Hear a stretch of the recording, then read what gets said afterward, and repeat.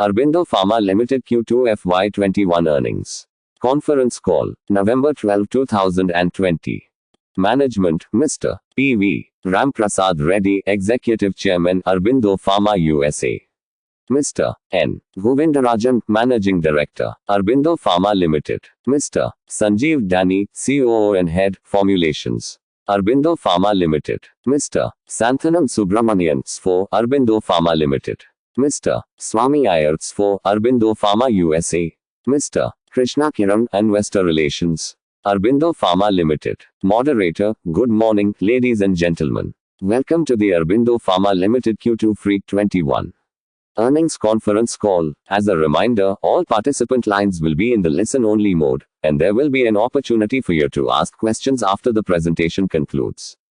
Should you need assistance during the conference call, please signal an operator by pressing asterisk, then 0 on your touchtone phone. Please note that this conference is being recorded. I now hand the conference over to Mr. Krishna Kiran, Investor Relations, Aurobindo Pharma Limited. Thank you, and over to you, sir. Krishna Kiran, thank you. Good morning, and a warm welcome to our second quarter FY21 earnings call. I am Krishna Kiran from the Aurobindo Pharma Investor Relations. We hope you have received Q2 financials and the press release that was sent out yesterday. These are also available on our website. With me, we have our senior management team, represented by Mr. P.V. Ramprasad Reddy, Executive Chairman, Aurobindo Pharma USA, Mr. N. Govindarajan, Managing Director, Mr. Sanjeev Dani, COO, Head, Formulations, Mr. Santhanam Subramanian, for, and Mr. Swami Iyer, for Aurobindo Pharma USA. We will begin the call with summary highlights from the management, followed by an interactive Q&A session. Please note that some of the matters we will discuss today are forward-looking, including and without limitation statements relating to the implementation of strategic actions, and other affirmations on our future business development and commercial performance. While these forward-looking statements exemplify our judgment and future expectations concerning development of our business, a number of risks, uncertainties and other important factors may cause actual development and the results to differ materially from our expectations. Aurobindo Pharma undertakes no obligation to publicly revise any forward-looking statements to reflect future events or circumstances. And with that, I will hand over the call to Mr. Santhanam Subramanian for the highlights. Over to you, Sir. S. Subramanian. Thank you, Krishna. Good morning, everyone. We hope all of you and your families are safe and healthy. We will now discuss the results for the second quarter of the financial year 2021 declared by the company.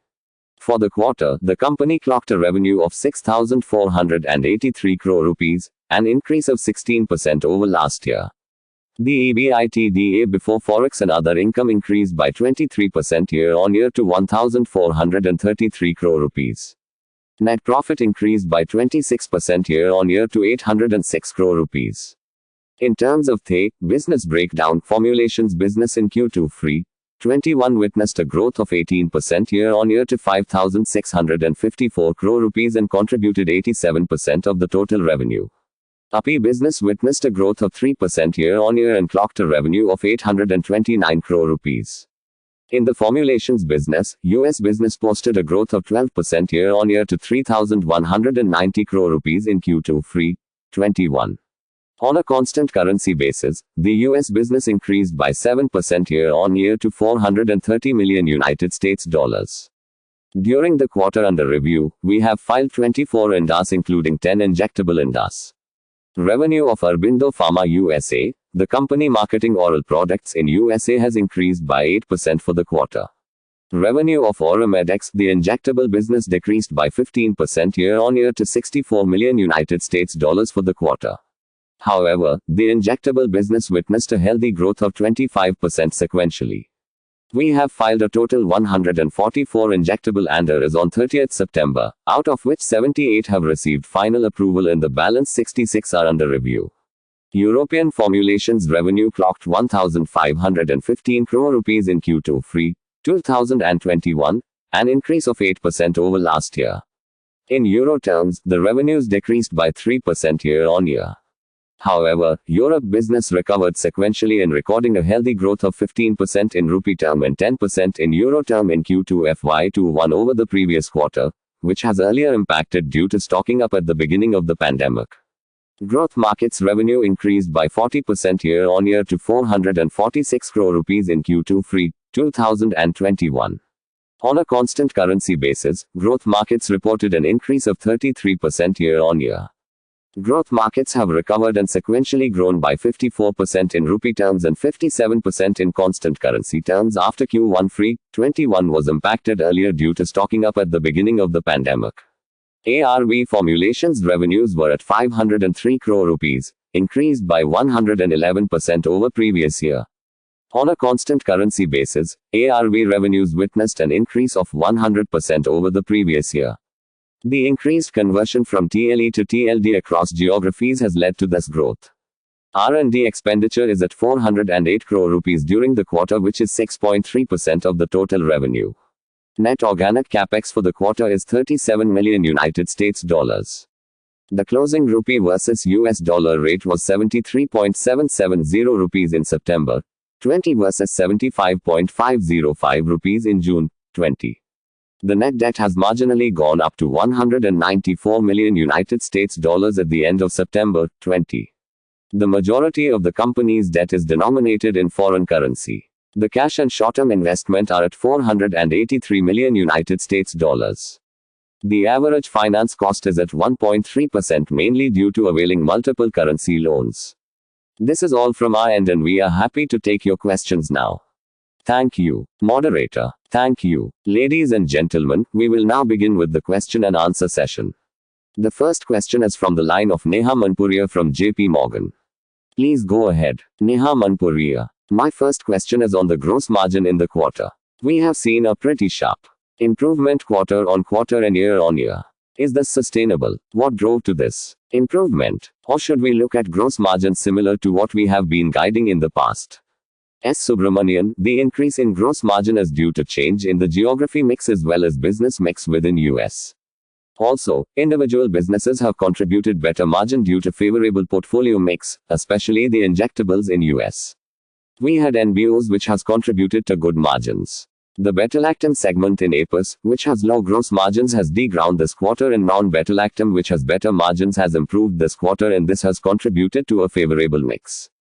If you recollect, we have said in the past earning calls, we will target gross margins not less than 58% to 59%, and it is our endeavor to keep on improving the above. Neha Manpuria, so, for the full year, we should still look at in the 58% to 59% range. S. Subramanian, with this currency rate, we will be doing better than what we have said earlier, and if there is a change in the currency rate, whatever appreciation of rupee, to that extent it will impact, but at this stage, we do not see a problem in terms of maintaining above 59%. Neha Manpuria, my second question is on the Natrol divestment. If you could give us some color on the thought process behind this divestment. And second, how do we plan to use the capital allocation priorities for the use of cash? N. Govindarajan, Natrol is a very good business to own, and we actually enjoyed having that company in our portfolio. However, the business has reached a critical mass, and for the next leg of growth, it needs a lot of focus and investment in terms of brand marketing, in terms of advertisements, in terms of positioning the brand, etc. So, it would be appropriate for the business to be in the right hands for the further level of growth. Hence, we decided to divest the business. On the other hand, you would also appreciate that we have made a good return on our investment. On the capital allocation front, we have been mentioning this in the past as well, that we will not be looking at any large ticket acquisition for the next couple of years. Our current year capex should be around $180 million to $200 million. We are setting up an injectable facility for Europe and emerging markets in Vizag. Also, setting up a capacity for inhalers and dermatology in the US. We are planning to expand our AP capacity, because this is an opportunity for us to grow the external sales. As of now, we have secured ourselves in terms of the capacity requirement for the internal supplies. Spending on specialty product portfolio will also be increasing as we move ahead. Apart from this, we also need to invest in PLI scheme in case if we decide to move forward. Moderator, thank you. The next question is from the line of Shyam Srinivasan from Goldman Sachs. Please go ahead. Shyam Srinivasan. First question is on R&D. We have actually seen a sequential jump to about 408 crore rupees, Now that is about 6% of sales. So, this is something that was flagged, but just want to know what are the constituents of this particular R&D jump. What projects is this being used for the incremental part? N. Govindarajan. In the current quarter, the incremental part is more towards the biosimilar spend. In fact, most of the clinical trial got concentrated in this quarter because of slight delay due to the pandemic. You are right in terms of the current quarter. It is around 6.3% of the revenue, which is around 408 crore rupees, and for the full year we expect it to be in the range of 5.5% to 6% of the revenue. Shyam Srinivasan. Govind, this biosimilars you talked about. If you can help us understand split of that into generic versus say non-generic, if I can use that term, right, the biosimilars or complex, if you want to kind of give some quantitative or qualitative sense. And the 5% to 5.5% is what you are saying for the full year, right? N. Govindarajan. Yes, 5.5% to 6% of revenue is for the full year. In the current quarter, 47% of our spending on R&D has gone to generic and 53% has gone to specialty. Shyam Srinivasan. How many projects are we doing on biosimilars? PV. Ram Prasad Reddy. We are working on 5 products in the first wave. We have started clinical trials from the last quarter for our biosimilar products. The clinical trial spend on biosimilar was around $3 to $4 million in the last quarter and around $17 million in the quarter under review. Out of the 5 products, we are going to file 3 products in Europe by the end of the next calendar year and 2 products in USA. Other than these, we have 2 more products. The clinical trials will end by middle of 2022 to 2023. For the second wave of products, we will start clinical trials from middle of 2022-2023. Currently those 8 products are in the beginning stage. So this clinical expenditure will continue to be there for at least 2 to 3 years. Shyam Srinivasan. Just following up on this one, in terms of second wave biosimilars, if I could use the term, is there any lesser requirement in terms of can I just do a phase 1 extended and not do phase 2 or phase 3? Let us assume, I am just throwing it in there. But have you seen anything from the regulatory perspective which makes you believe that? PV. Ram Prasad Reddy. Associations in UK, Canada and in 3-4 countries, also US, working with regulators.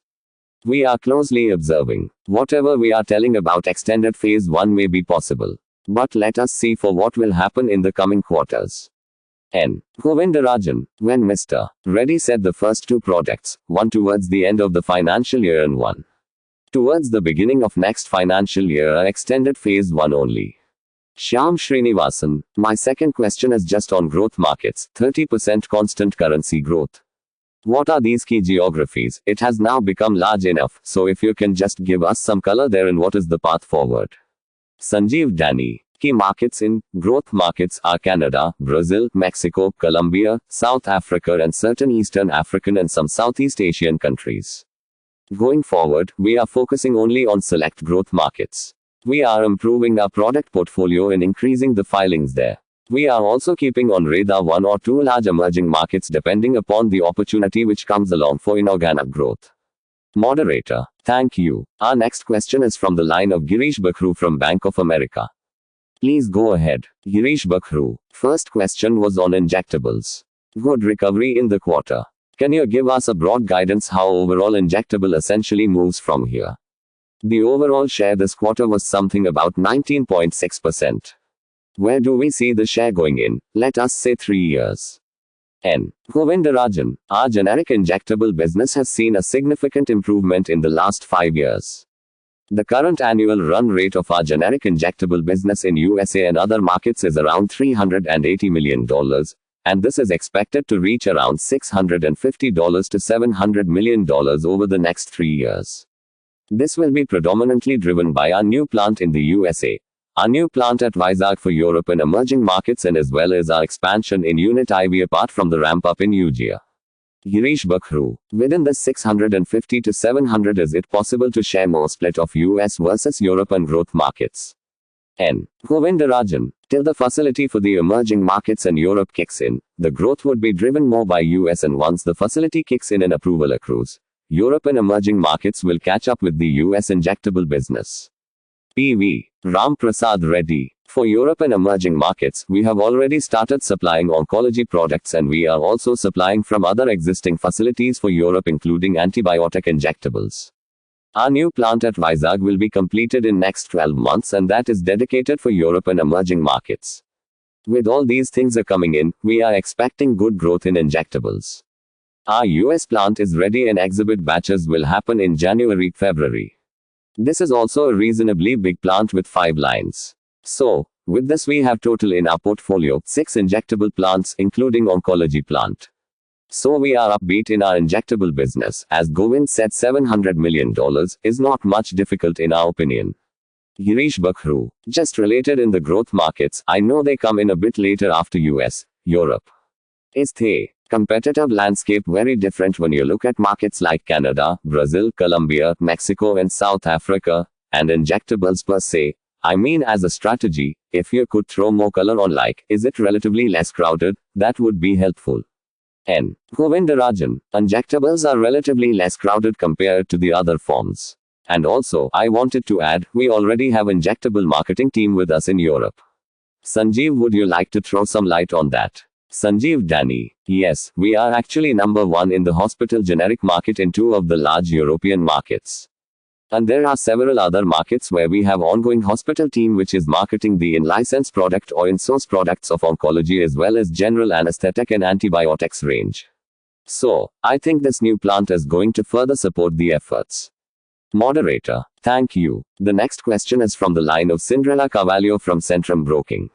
Please go ahead. Cinderella Carvalho, just want to understand the US market from an injectable and overall perspective post the Q2. How is the recovery and any impact of the next COVID spikes that we are hearing around, and also in Europe if you could add color?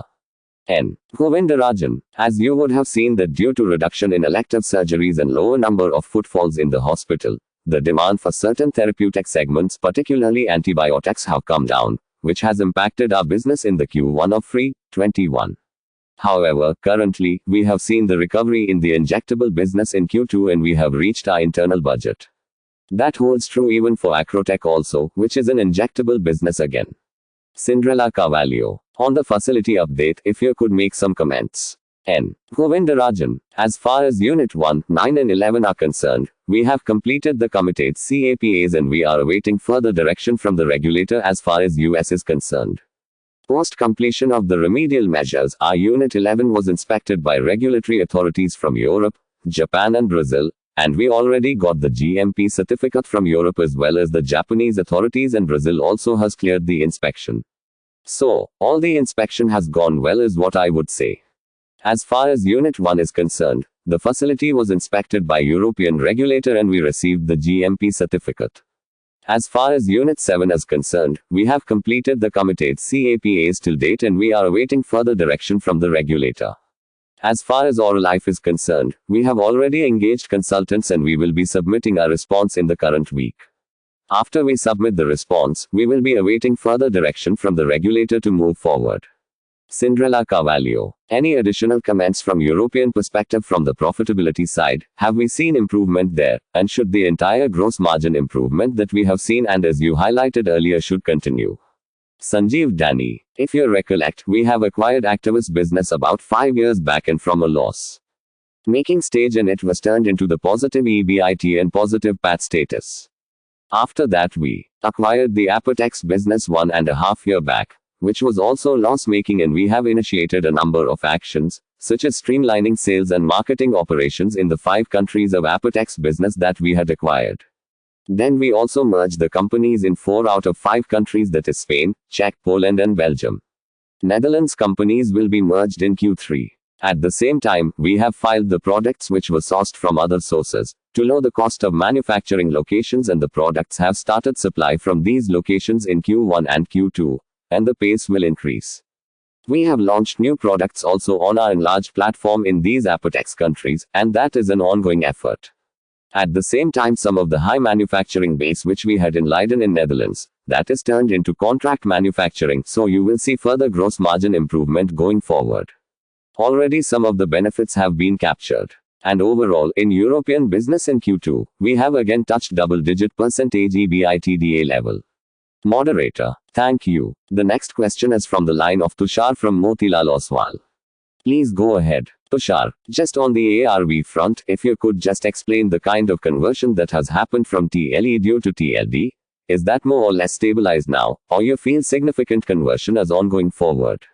N. Govindarajan, the global current procurement volume of TLD is almost around 8 to 9 million packs. In fact, we believe that some more transition would happen. After that, it would reach around 14 to 15 million packs over the next 1 or 2 years. So, this will further drive our growth. Tushar, and so, what would be the current market share, if you could share in the TLD space for Aurobindo? N. Govindarajan, so, we have not spelled the specific market share. And also, it is difficult because you need to measure across various aspects. We are pretty happy with the market share what we are having. PV. Ram Prasad Reddy, maybe 20%. Tushar, so broadly considering this TLE conversion and gain in market share, so the run rate in terms of ARV revenues can still be further in the range of 20%, 25%, or it could little taper out. PV. Ram Prasad Reddy, ARV is more or less stabilized. N. Govindarajan, we expect to maintain the current momentum is what I would say. Because once that 8 million to 9 million reaches to 14 million to 15 million, again to that commensurate level we will be able to grow our business. Moderator, thank you. The next question is from the line of Surya Patra from Phillip Capital. Please go ahead. Surya Patra, so now this practically makes us a kind of net cash company. So if you can talk something more on the uses of this fund, and do you still believe there are some gaps in terms of asset or in terms of product, which we could think about locating for acquisition or something like that? Although you have broadly said that, no big ticket acquisition in the near future. N. Govindarajan, you are right, we have categorically said that we are not looking at any large ticket acquisition for at least foreseeable future, or let us say a couple of years.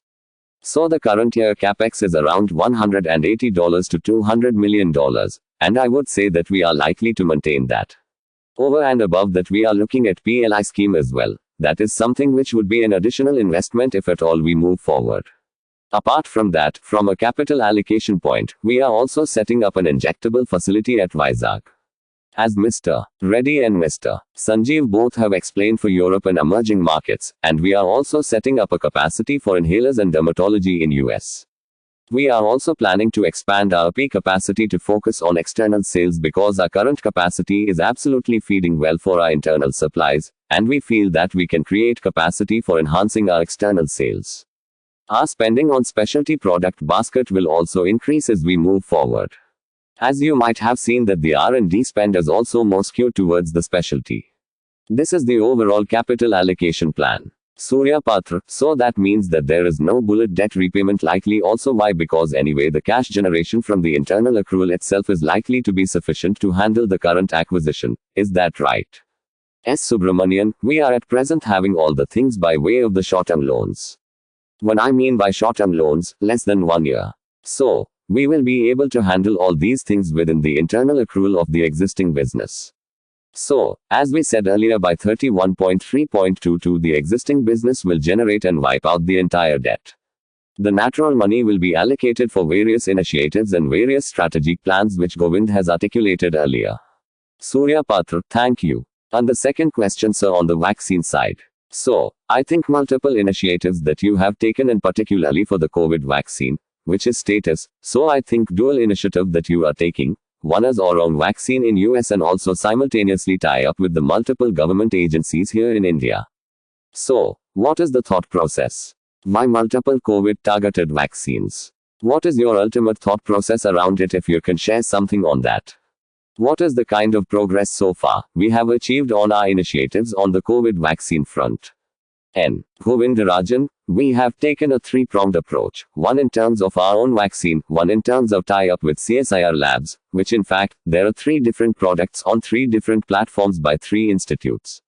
Apart from that, we are also exploring collaboration with the potential partners who will be getting ready with the product sooner than our product or even CSIR's product. So, this is the 3-pronged strategy. Our product is slightly delayed.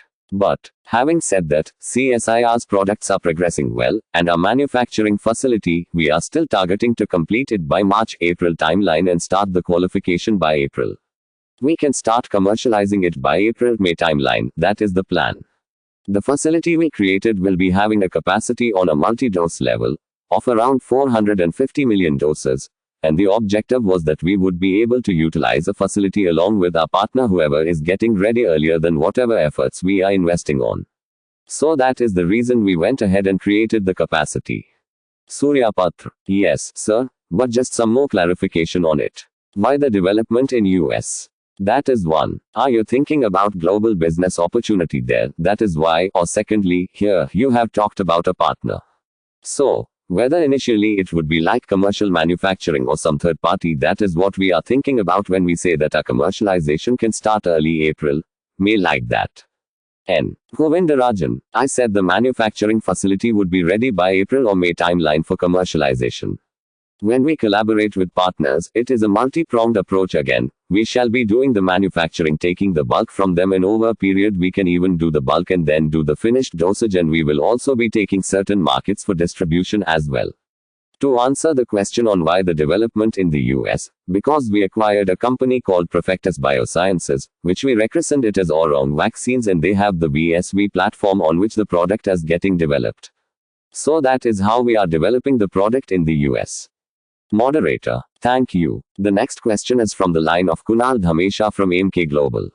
Please go ahead, Kunal Dhamesha. So the first question is, now that we are focusing more on injectables in Europe as well as emerging markets, or specifically on Europe, the margins in that business, does it significantly higher than what we are currently making in Europe, or is it largely in line, or how should we think about it going forward?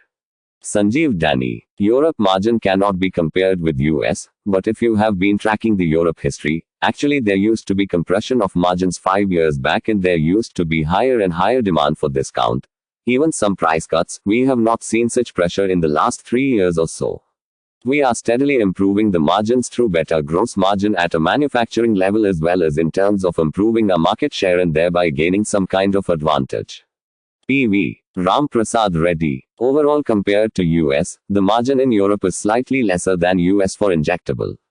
Kunal Dhamesha: Secondly, on the injectable pricing in US, I think the last couple of years we have seen kind of a positive pricing trend in injectable space. But do you believe, given a lot of players are now focusing on injectable and with the pipeline that we have, and the LOEs that we are seeing over next 4-5 years, do you believe that positive pricing is sustainable for next 2 to 3 years in injectables in US?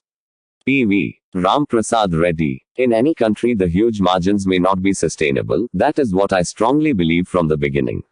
But the same way injectables also may come down few points. But for injectable, because of having a lot of the compliance issues and other issues, the margin is more than oral. Moderator: Thank you. The next question is from the line of Nithya Balasubramanian from Bernstein Research. Please go ahead, N. Balasubramanian. A quick one on the export incentives campaign. I was wondering if there was an impact this quarter, if you can help quantify it, and how should we think about it going forward. What are you hearing from the government? S. Subramanian: The export incentives we have taken only up to the period of August. We have not considered the export incentive for the month of September. The government is coming out with a new export incentive policy which will be hopefully by 1st of January onwards. N. Govindarajan: We will be having some drop in terms of the numbers because of the export incentive.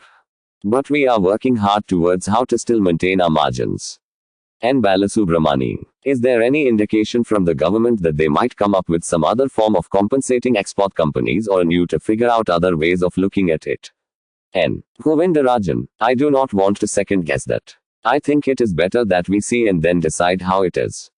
We are mentally prepared. In the worst case scenario there will be some drop, and we have to work hard towards ensuring that we are able to maintain our margin even after the drop.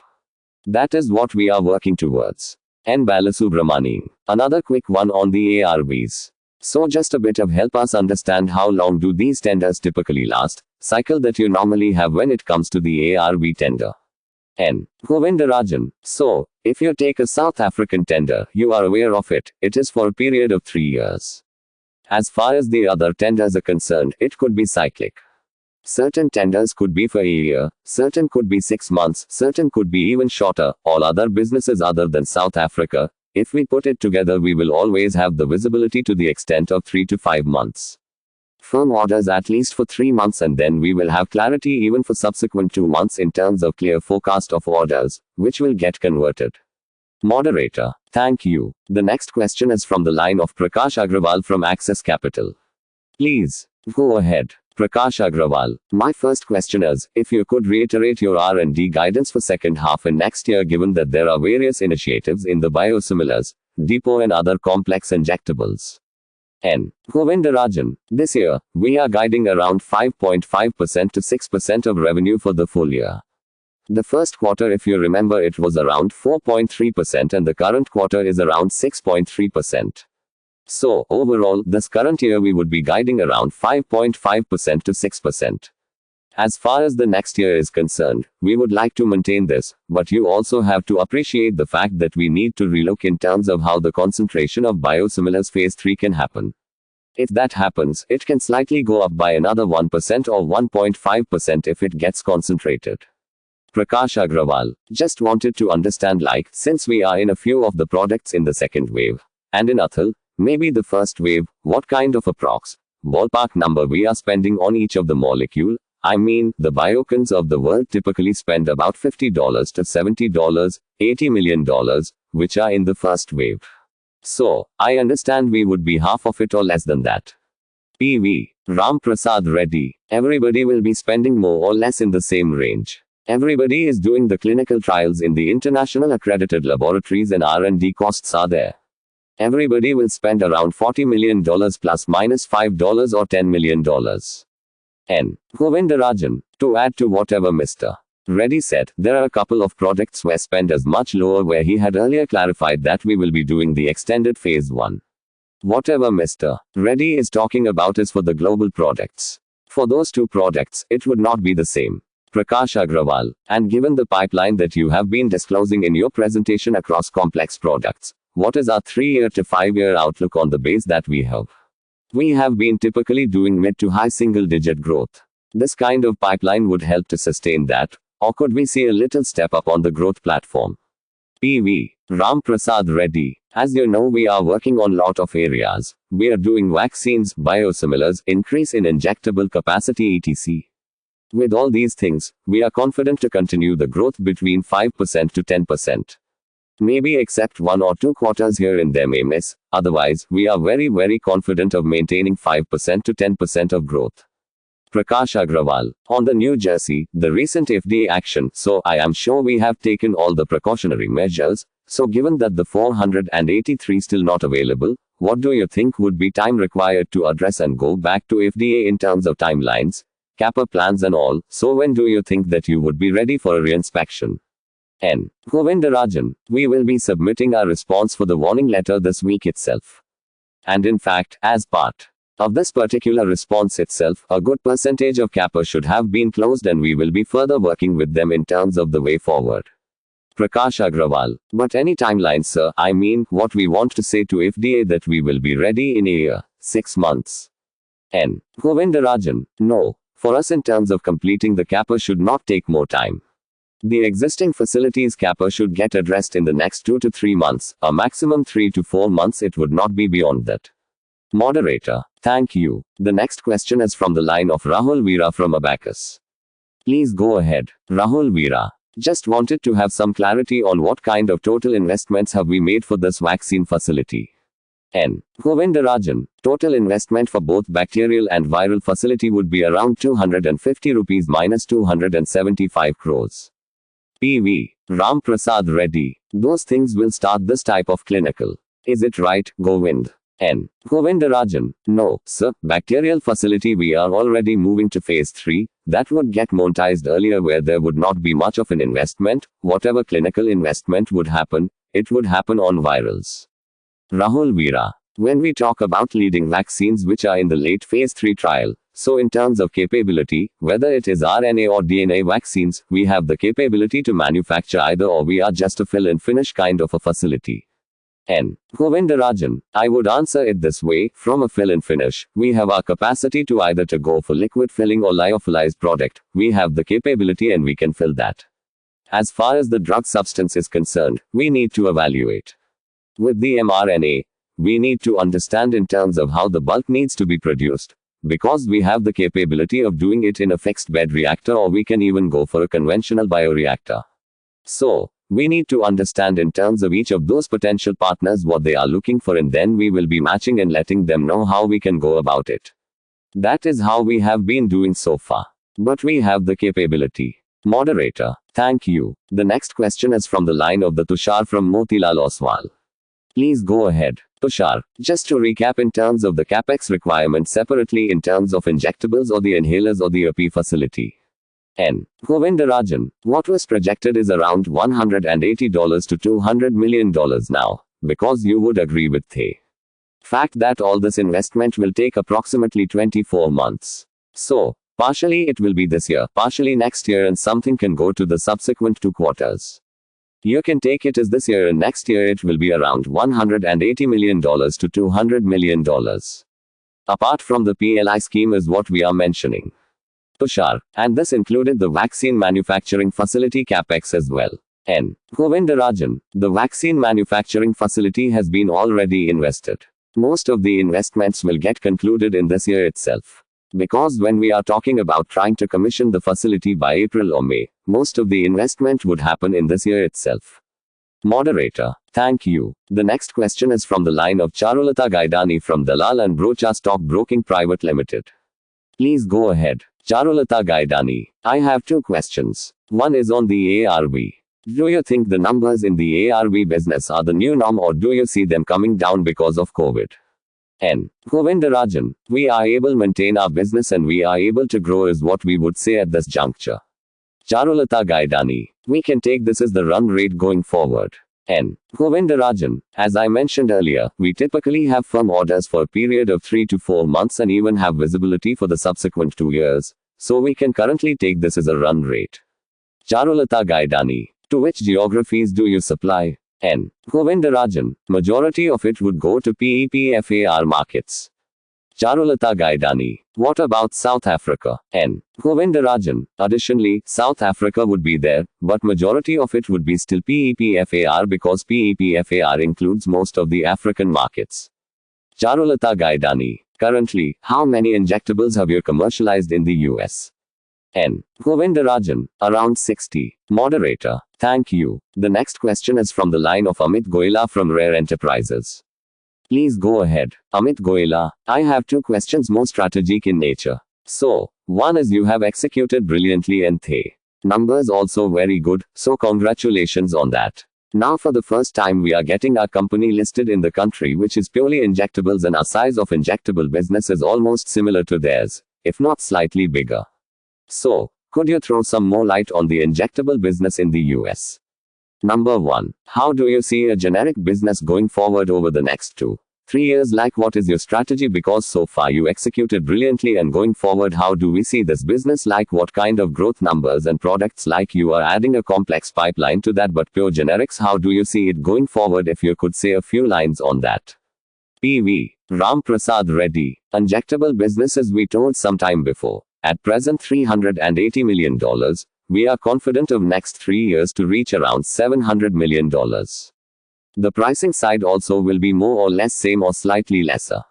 Otherwise, as far as the orals and other areas of the products like biosimilar would be as we told. Overall, we are expecting a growth 5% to 10%. Amit Goela, no. One is like, say, injectable, it is good to know if you could throw the light on the margins if possible. And generic, like, you had solid volume growth over the last few years. So, what is your strategy on that over the next 2-3 years? Are you going to be doing more of the same, or are you looking at something different like PV? Ram Prasad Reddy. Regarding generics and us, we are yet to get approval for around 180 products, including tentative approvals or the to be approved or to be launched. Apart from this, over 290 products are at the various stages of development. So, we have a very good visibility for the next 5 to 7 years.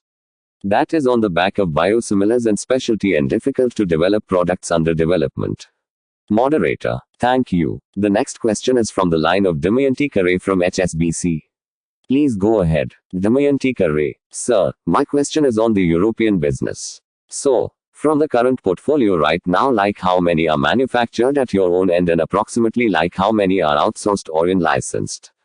And with regard to that, how many products you are planning to transfer from in-licensed, outsourced to own manufacturing say next 2 to 3 years time frame? Sanjeev Dani. In a larger country, we market almost 600 products like France and a couple of other countries. We are supplying about close to 200 products from India. But do not go by the number of products but percentage of sale. It is growing and we are leveraging the cost difference. Over the next 3 years, we have more than 250 products under development including oncology products. Damayanti Kare. If we do not look at numbers approximately in terms of sales percentage right now, you are having more sales from the outsourcer in licensed product, but eventually you are planning to increase share from the products manufactured in-house, right? Sanjeev Dani. That is right, however, we have to keep in mind some strategic advantage of manufacturing in Europe. PV. Ram Prasad Reddy. We may not change the existing products. The new products will be launching from our Portugal plant and our Unit 15 Oral Vizag plant and China plant. So in total 3 plants we are allocating to emerging markets and Europe. Damayanti Kare. Just referring to this China update, it has been a while like we heard anything. So, what is the progress on the move towards Chinese market, like how should we look at that part of the business? PV. Ram Prasad Reddy. We are at the fag end of completing our plant. We are going to start the exhibit batches in the month of February or March. The first batch we will be taking in February, and from there we are taking every month 3 to 4 products, and these products are for Europe and China. We are also filing from India. As on today we have filed around 27 products. We have not got any approval, but we are going to get approval for 2 products in next 1 month. Damayanti Kare. Sir, what I broadly understand, China we are progressing, though it might take some time before we can see actual sales coming in from these new filings, right, if I understand correctly? PV. Ram Prasad Reddy. Actual sales will start from February as we are starting the production, i.e. in the next 3 months. Actual sales, my personal opinion is it will start in 2022 for the local China market. But from China plant for Europe market, we are targeting second half of 2021. Damayanti Kare. Products manufactured in China plant for the European market, that will start. PV. Ram P. Reddy. That starts in second half of 2021. Moderator. Thank you. The next question is from the line of Tarang from Old Bridge. Please go ahead. Tarang. Just wanted to double check. The capex on the Vizag plant plus the capex in North America plus AP capex will be over and above the organic capex guidance of $180 million to $200 million. Have I got it correctly? N. Govindarajan. Most of it will be accommodated within that. When I say $180 to $200 million, all these capex would never happen in one single year. It would get spread over a period of 18 months or 24 months depending on the complexity of the project. Tarang. So then in that sense, Govind, sir, if I look at your capital structure today, your balance sheet is probably at its most conservative form it has been in the last decade. Your net debt in free 10 used to be almost ours. 2,000 crores when you had a similar net worth. And now 10 years your net worth has gone up by about 9x and your debt is down to 1,500 crore rupees. Further, if I consider these $180 million to $200 million of capex, in my calculation, you will still be left with $200 million to $250 million of organic free cash flows post capex and tax. And with natural divestment and extremely benign interest rate environment, would it therefore not be prudent for you to maybe lever up your balance sheet appropriately for a suitable acquisition, or in absence of any seriously consider a buyback? N. Govindarajan. We said that earlier as well. What we have not considered in this particular topic, what have we talked about apart from $180 to $200 million and also the R&D investment which may come up from a cash flow perspective? We are also looking at the PLI scheme which we have not concluded yet, and as you progress, you need to consider that as well, and then only you have to take up a decision in terms of how do we move forward. Tarang. Is buyback being considered, sir? N. Govindarajan. It would be considered after we allocate all the needs and then only if you have surplus that will be considered. Please understand the fact as I told you that next 2 years, we have clarity in terms of what we need to do other than the PLI scheme. Once we make up our mind, the board will consider, and they will take the appropriate decision.